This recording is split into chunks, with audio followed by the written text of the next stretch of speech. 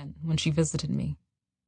I made the tape of To My People on July 4th, 1973, and it was broadcast on many radio stations. Here is what I said. Black brothers, black sisters, I want you to know that I love you, and I hope that somewhere in your hearts you have love for me. My name is Assata Shakur, slave name, Joanne Chesimard, and I am a revolutionary, a black revolutionary. By that I mean I have declared war on all forces that have raped our women, castrated our men, and kept our babies empty-bellied. I have declared war on the rich who prosper on our poverty, the politicians who lie to us with smiling faces, and all the mindless, heartless robots who protect them and their property. I am a black revolutionary, and as such, I am a victim of all the wrath, hatred, and slander that America is capable of. Like all other black revolutionaries, America is trying to lynch me. I am a black revolutionary woman, and because of this, I have been charged with and accused of every alleged crime in which a woman was believed to have participated. The alleged crimes in which only men were supposedly involved, I have been accused of planning. They have plastered pictures alleged to be me in post offices, airports, hotels, police cars, subways, banks, television, and newspapers. They have offered over $50,000 in rewards for my capture, and they have issued orders to shoot on sight and shoot to kill. I am a black revolutionary, and by definition that makes me part of the Black Liberation Army. The pigs have used their newspapers and TVs to paint the Black Liberation Army as vicious, brutal, mad dog criminals. They have called us gangsters and gun malls and have compared us to such characters as John Dillinger and Ma Barker. It should be clear. It must be clear to anyone who can think, see, or hear that we are the victims and not the criminals. It should also be clear to us by now who the real criminals are. Nixon and his crime partners have murdered hundreds of third world brothers and sisters in Vietnam, Cambodia, Mozambique, Angola, and South Africa. As was proved by Watergate, the top law enforcement officials in this country are a lying bunch of criminals. The president, 2 attorney generals, the head of the FBI, the head of the CIA, and half the White House staff have been implicated in the Watergate crimes.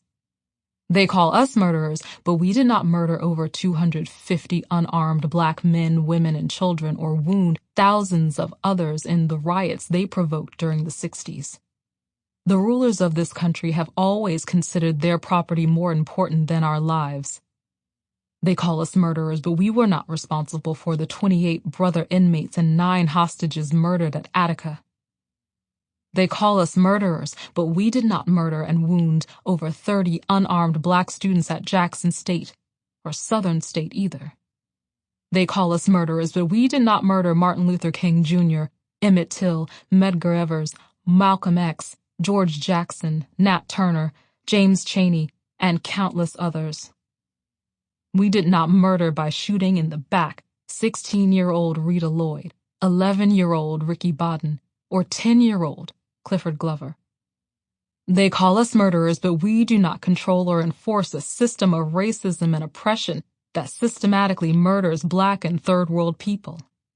Although black people supposedly comprise about 15% of the total American population, at least 60% of murder victims are black. For every pig that is killed in the so-called line of duty, there are at least 50 black people murdered by the police.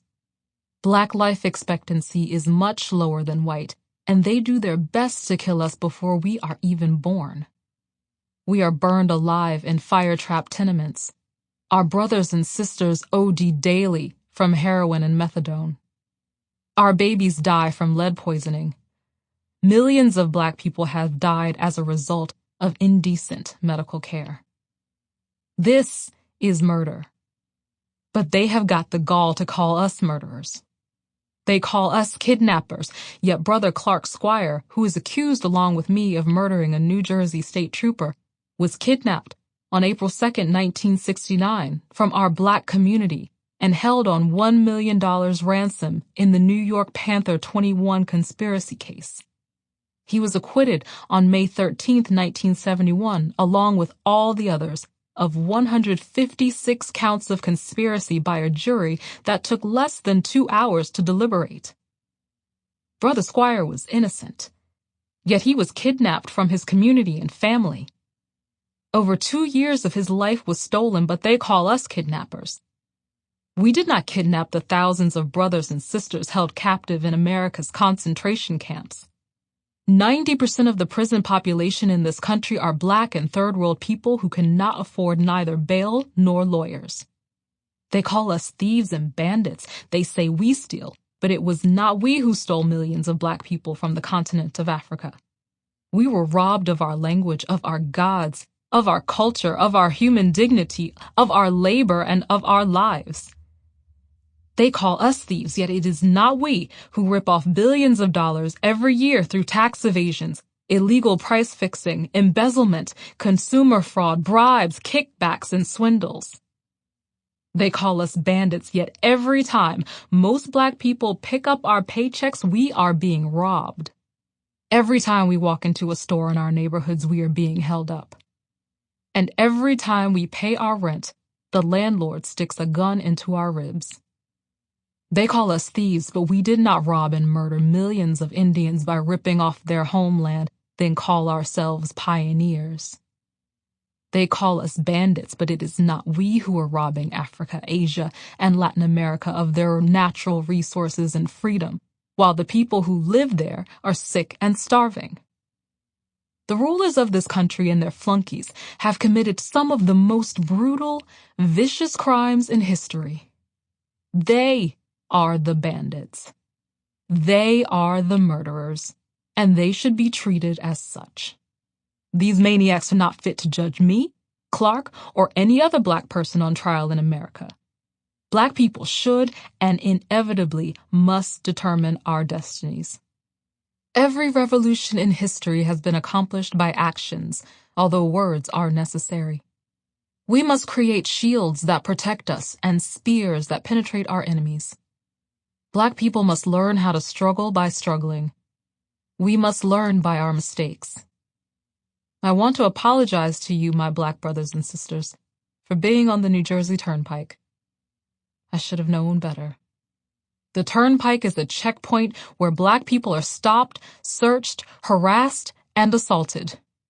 Revolutionaries must never be in too much of a hurry or make careless decisions. He who runs when the sun is sleeping will stumble many times. Every time a black freedom fighter is murdered or captured, the pigs try to create the impression that they have quashed the movement, destroyed our forces, and put down the black revolution. The pigs also try to give the impression that 5 or 10 guerrillas are responsible for every revolutionary action carried out in America. That is nonsense. That is absurd. Black revolutionaries do not drop from the moon. We are created by our conditions, shaped by our oppression. We are being manufactured in droves in the ghetto streets, places like Attica, San Quentin, Bedford Hills, Leavenworth, and Sing Sing. They are turning out thousands of us. Many jobless black veterans and welfare mothers are joining our ranks. Brothers and sisters from all walks of life who are tired of suffering passively make up the BLA. There is and always will be, until every black man, woman, and child is free, a Black Liberation Army. The main function of the Black Liberation Army at this time is to create good examples, to struggle for black freedom, and to prepare for the future. We must defend ourselves and let no one disrespect us. We must gain our liberation by any means necessary. It is our duty to fight for our freedom. It is our duty to win. We must love each other and support each other. We have nothing to lose but our chains. In the spirit of Ronald Carter, William Christmas, Mark Clark, Mark Essex, Frank Heavy Fields, Woody Chonga Alukbala Green, Fred Hampton, Lil Bobby Hutton, George Jackson, Jonathan Jackson, James McLean, Harold Russell, Zaid Malik Shakur, Anthony Kumu Olugbala White. We must fight on. The workhouse had a